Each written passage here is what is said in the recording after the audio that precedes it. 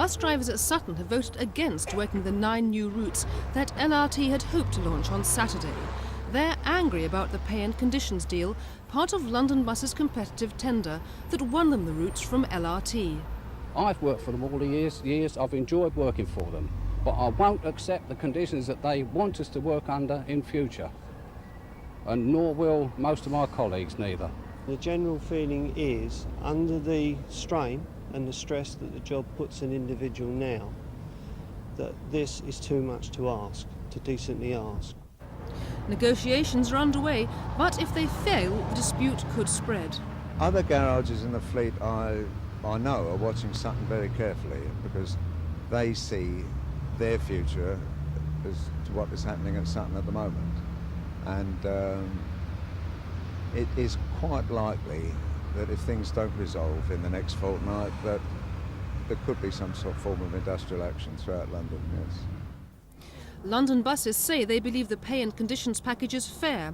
This is just the latest hiccup in the process of privatising London's buses. There have already been problems in areas including Bexley, Norbiton and Harrow. And things will probably get even worse when London's bus services are deregulated in the early 1990s, if this report from Buswatch is anything to go by. It's a survey of over 2,000 regular bus users in the areas outside the capital that have already been open to free market forces. They claim buses are dirtier and shabbier, with fewer services in some areas and less than half turning up on time.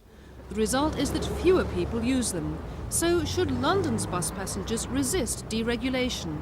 They should be fighting certain aspects. They should be saying what's important to them, saying that reliability is probably more important than the level of fares. That it doesn't matter so much how much you pay, but you need to rely on a bus to get you to work on time.